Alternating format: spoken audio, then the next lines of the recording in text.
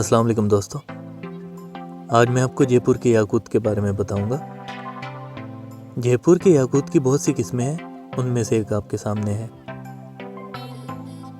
दोस्तों, स्टोन के अंदर आपको रेड कलर के साथ वाइट कलर के छोटे छोटे निशान नज़र आ रहे होंगे। ये इस याकूत की ख़ास पहचान होते हैं। दोस्तों, ये याकूत अपनी खूबसूरती की मिसाल खुद होता है।